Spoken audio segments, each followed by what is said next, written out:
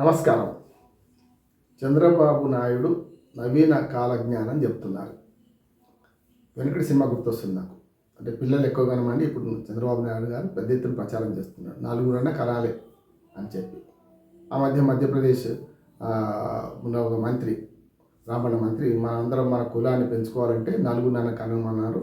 తర్వాత యువజనాభా పెరుగుతున్న క్రమంలో మనం కూడా మిగతా దేశాల ఆదర్శంగా తీసుకొని అట్లా అన్నాను, కానీ కులపరంగా పెంచుకోమని అని లేదని ఆయన మాట మార్చారు. సరే, చంద్రబాబు నాయుడు దగ్గరికి వద్దాం.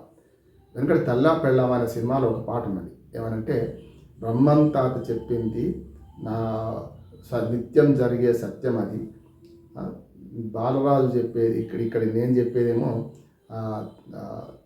నవీన కాల జ్ఞానం ఇది అని చెప్పి ఒక పాట కారులో పిల్లలందరూ పోతే పాడుకుంటారు. ఇవాళ నవీన కాల జ్ఞానం ఎవరు చెప్తున్నారు అంటే, బ్రహ్మం తాత చెప్పింది వేరు, కానీ నవీన కాల జ్ఞానం ఏం చెప్తున్నా అని చెప్పి ఇవాళ చంద్రబాబు నాయుడు మాట్లాడుతున్నారు. అందులోనే ఒక వాక్యం ఉంటుంది. ఆనాడు పిల్లలు ఎక్కువ కన్న తల్లినే భాగ్యవతి అన్నారు. ఆనాడు పిల్లలు లేని గొడ్డురాలినే గొడ్డురాలికే బహుమతులు ఇస్తాము అన్నారు ఈనాడు అని చెప్పి ఓ పాట ఆచరణ ఉంటుంది. అందులో ఇప్పుడు అదే జరుగుతుంది. 67 ఆ ప్రాంతంలో మన భారతదేశంలో అప్పుడు స్వాతంత్రం వచ్చిన 33 కోట్ల మంది ఉంది మన భారతదేశంలో. మెల్లమెల్లగా సంస్థానాలు అన్ని విలీనమైన తర్వాత చూసుకుంటే మ్యాక్సిమం మనకు భారతదేశ జనాభా మనకు కుటుంబ నియంత్రణ పథకం 65-66లో మొదలైంది. 3వ పంచవర్ష ప్రణాళిక అయిపోయిన తర్వాత అప్పుడు సుమారు 65-70 కోట్ల మంది ఉన్నారు మన భారతదేశంలో.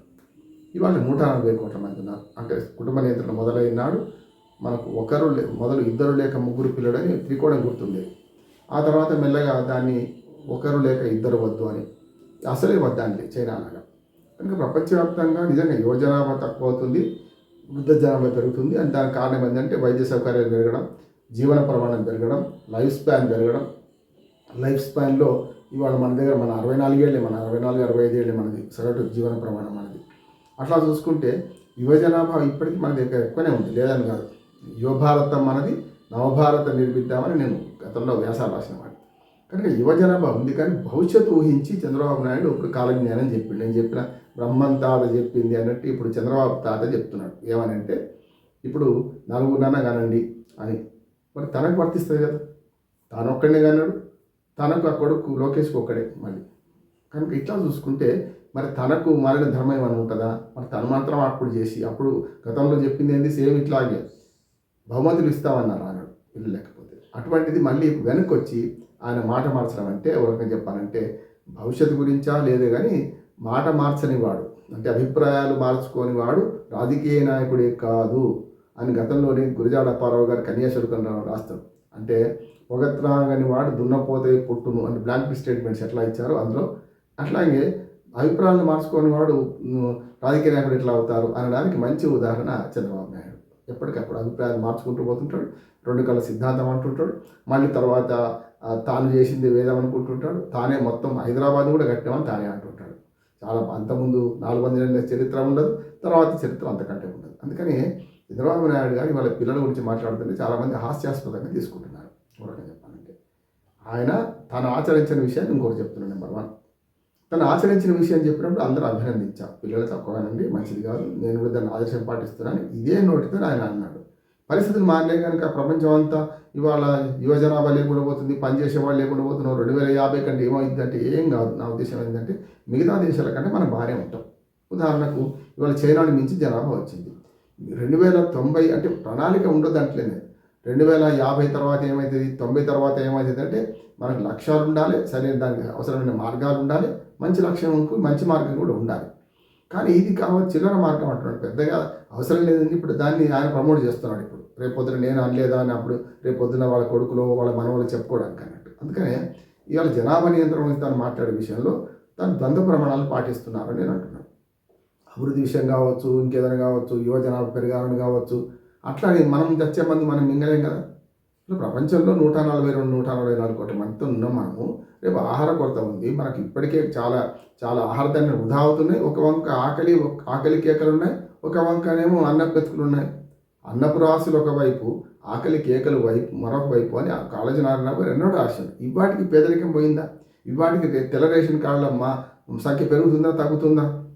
అన్నిటికంటే ముఖ్యం వాళ్ళ జనాభా నియంత్రణ పాటించడానికి ఆనాడు కుటుంబ నియంత్రణ ఎంత పనికి వచ్చిందో ఒక 20 ఏళ్ళు పనికి వచ్చింది. కుటుంబ నియంత్రణ బలవంతంగా వరకు 75లో అయితే మనకు సంజయ్ గాంధీ బలవంతంగా ఆపరేషన్ చేయించాడు, ఆసక్తి ఆపరేషన్ చేయించాడు అనేక దాని మీద ఆయన మీద ఆరోపణ. అటువంటి అప్పుడు తర్వాత 90 దశకం తర్వాత జనాభా నియంత్రణకు ప్రజల్లో ఒక అవగాహన పెరిగింది. అవగాహనను ఉపసంహరించుకోమంటారా, అవగాహనను వెనుక తీసేయమంటారా, ఏం చెప్తున్నారు వీళ్ళు రాజకీయ నాయకులు? అవసరం పరిపాలన విషయం విడిచిపెట్టి ఇటువంటి విషయాల్లో వాళ్ళు జోక్యం ఎందుకు కల్పించుకుంటారో అనిపిస్తుంటారు నాకు. ఎందుకంటే పరిపాలన బాగా చేయాలంటే ఇది కాదు వాళ్ళు చెప్పాల్సింది. నిజమే కావచ్చు, రేపు యువ జనాభా పెంచుకోవాలంటే చేసుకోవడానికి, కానీ ఒక ఆయన కుల జనాభా పెంచుకోమంటాడు, ఆయన విభజన మనకు యువ జనాభా పెంచుకోమంటాడు. మొత్తం మీద జనాభా పెంచే క్రమంలో మౌలిక సౌకర్యాలు ఏం కనిపిస్తున్నారు? ఇవాళ నిరుద్యోగం ఎంత ఉంది మన భారతదేశంలో? వీళ్ళు పిల్లలు కానివ్వండి అని పేదలకు చెప్పుకుంటూ చేస్తుంటే ఇప్పటికీ కొన్ని కులాలలో కానీ కొన్ని పేద వర్గాలకు కానీ మంచి అవగాహన వచ్చింది, ఏది పిల్లలు ఎక్కువ కనవద్దని. దాన్ని తెంచి పారేసి మళ్ళీ మొదటికి వచ్చి మీరు ప్రచారం చేస్తున్నారంటే ఏమర్థం దాన్ని? విద్యార్థులు భావి భారత పౌరులను తయారు చేయాలంటే విద్య కావాలి, ఆరోగ్యం కావాలి, మౌలిక వసతులు కల్పించాలి, నిరుద్యోగత రూపుమాపాలి. ఈ లక్ష్యాల వైపు పోయే క్రమంలో విడిచిపెట్టి పిల్లలు ఎక్కువగానండి మీరు మన యువ జనాభా పెంచుకోండి అని చెప్పే పద్ధతి ఏదైతుందో ఇది వెనక్కిపోవడం, సమాజాన్ని వెనక్కి నడిపించడమే. సమాజాన్ని ముందు నడిపించే రాజకీయ నాయకత్వం ఉండాలి, కానీ సమాజాన్ని వెనక్కి నడిపించే నాయకత్వం ఇట్లాంటి పనులు చేస్తుంటుంది. అవసరాల కోసం అని మాట్లాడుతుంటుంటారు. ఆయన మాటల్లో వాస్తవం ఉందా లేదా తర్వాత సంగతి, కానీ ఇప్పుడు ఆయన హోదాలో చెప్పాల్సిన అవసరం లేదని నేను అనుకుంటున్నాను. గతంలో చెప్పిన దానికి భిన్నంగా ఉన్నది. అట్లానే ఇప్పుడు పెద్దగా ఆ మాట అవసరం లేదంటున్నాడు. ఆఖరికి 4 పిల్లలు ఉంటేనే మా తప్ప పోటీ చేయడానికి వీలు లేకుండా స్థానిక ప్రభుత్వాల్లో అవి ఉండాలి అంటున్నాడు. మరి దాదాకా మరి తను లేరు కదా, తను మరి పోటీ చేయడానికి వీలు లేదు. మరి ఆ వేటు ఎవరి మీద వేయాలి ఇప్పుడు? ఒకవేళ 2 పిల్లల కంటే ఎక్కువ ఉంటే పోటీ చేయడానికి వీలు లేదు అనే దాన్ని రూల్స్ మార్చేసి 4 ఉంటేనే పోటీ చేయాలి, 2 కంటే ఎక్కువ ఉంటేనే పోటీ చేయాలని రూల్ చేస్తా అనే ఆ మాట మాట్లాడుతుంటే మరి తాను ముఖ్యమంత్రి ఉండడానికి అర్హుడు కాదు కదా, ఒక్కరే ఉన్నారు కదా. నా మంత్రి లోకేష్ కూడా అర్హుడు కాదు కదా, తనకు ఒక్కరే ఉండు కదా. మరి అటువంటి అప్పుడు తమ దాకా వస్తే ఏం చేస్తారు? బయట వాళ్ళకి ఎంతైనా మాట్లాడతామా అంటే స్థానిక ప్రభుత్వాలే అగ్వ దొరికినాయా? స్థానిక ప్రభుత్వాలలో ఇవన్నీ నిబంధనలు పెడతారా? చట్టసభలకు ఎందుకు లేవు నిబంధనలు? చట్టసభలు పెట్టమని 4 పిల్లలు ఉంటే పోటీ చేయాలి, లేకపోతే లేదని.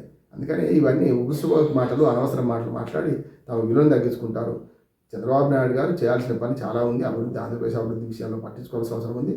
ఇట్లాంటివి మాట్లాడడం వల్ల మరింత పలచన అవుతారు తప్ప ఇంకోటి ఏం లేదు. నమస్కారం.